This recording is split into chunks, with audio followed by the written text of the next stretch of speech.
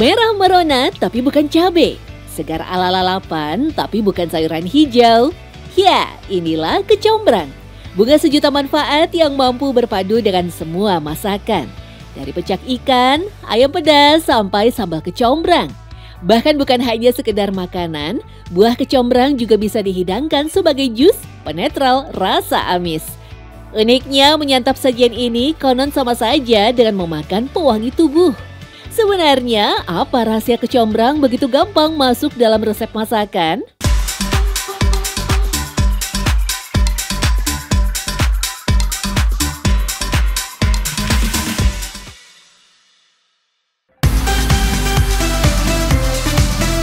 Ya, melihatnya di hutan, mungkin tak ada yang menyangka bahwa tumbuhan yang satu ini bisa diubah menjadi olahan yang lezat dan memikat.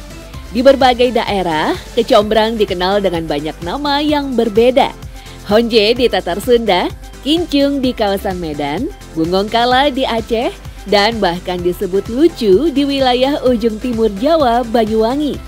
Meski baru saja populer beberapa tahun belakangan, tumbuhan yang termasuk dalam rempah ini sebenarnya sudah digunakan sejak dulu dalam masakan Nusantara.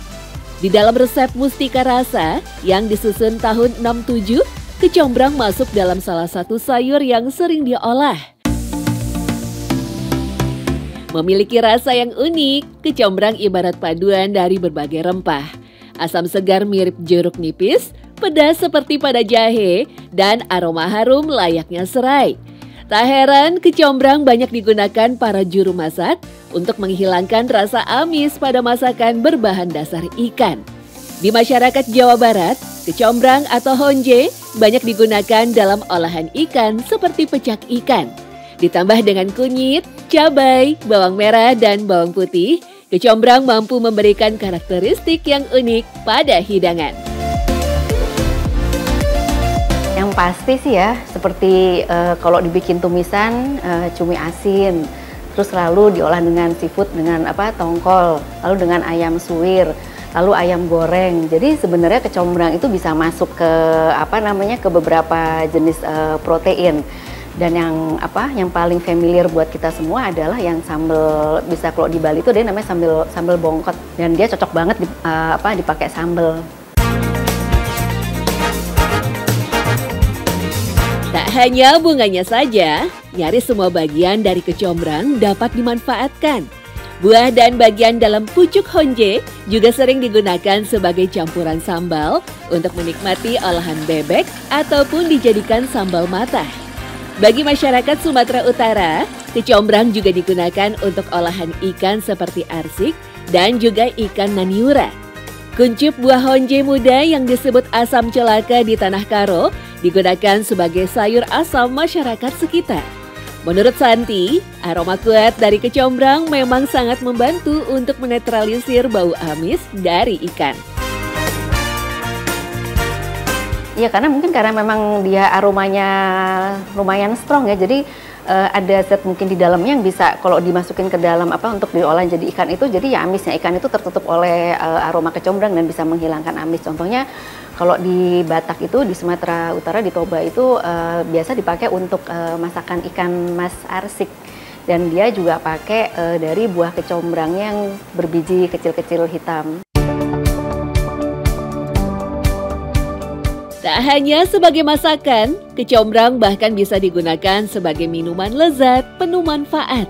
Cukup dihaluskan bijinya, lalu direbus dan disaring, kemudian diberi pemanis secukupnya. Jus honje siap disajikan. Rasa asam yang kuat sangat cocok jika disandingkan dengan olahan sup ikan. Jika tidak ingin terlalu asam, kecombrang bisa dicampur dengan bunga yang lain seperti rosella. Memang kalau dijadikan untuk minuman atau mungkin mocktail, kita nggak bisa terlalu banyak memberikan, takutnya dia overpower dengan rasanya. Jadi rasa yang dibutuhkan adalah rasa yang tipis-tipis gitu, tapi masih memunculkan aroma kecombrang. Tumbuh nyaris di seluruh penjuru Indonesia, kecombrang ternyata punya manfaat yang luar biasa untuk kesehatan. Tanaman yang batangnya bisa mencapai 5 meter ini bahkan dulu digunakan untuk mengobati penyakit campak. Dilansir dari jurnal BMC Research Notes tahun 2011, kandungan antioksidan tumbuhan kecombrang sangatlah tinggi. Bahkan senyawa flavonoid yang ada dalam kecombrang mampu membantu menangkal kerusakan sel dalam tubuh. Tak salah jika banyak yang menyebut kecombrang sebagai salah satu anti kanker alami yang punya rasa yang lezat. Bahkan masih dalam penelitian hingga sekarang bahwa dinyatakan kecombrang ini punya potensi untuk memiliki sifat anti kanker. Dan di luar itu, kecombrang ini juga punya sifat antibakteri. Jadi dia adalah salah satu komponen pengawet makanan yang baik karena bisa menangkal berkembangnya bakteri, salah satunya Escherichia coli. Meski tumbuh di sekitar Asia Tenggara, hanya di Indonesia lah kecombrang digunakan secara maksimal. Tetapi seiring manfaat kecombrang yang kian tenar, tanaman ini pun mulai menjadi salah satu komoditas ekspor yang paling diandalkan. Kalau di negara kayak ASEAN gitu, sepertinya Asia Tenggara gitu, di Thailand setahu saya ada yang pakai juga, dan katanya di Jepang itu ada yang mirip dengan kecombrang itu juga digunakan juga gitu. Tapi yang paling banyak sih di Indonesia ya, dan tadi kayaknya 6 tahun terakhir ini kayaknya booming banget yang namanya kecombrang, apalagi kalau saya bawa untuk gastronomi diplomasi ke luar negeri gitu, semua orang surprise gitu, oh ini tanaman bunga yang bisa dimakan ya. Tak habis sampai di situ, kandungan senyawa aktif dalam kecombrang ternyata mampu mengurangi bau badan yang kurang sedap. Merujuk jurnal senyawa antibakteri pada kecombrang, mereka yang menyantap kecombrang mentah sebagai lalapan paling banyak mendapatkan manfaat alami deodoran dari kecombrang.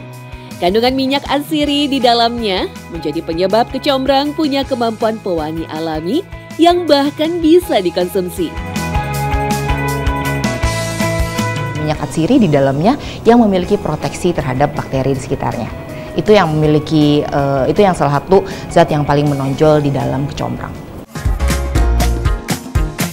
Jadi tak ragu lagi kan menyantap kecombrang?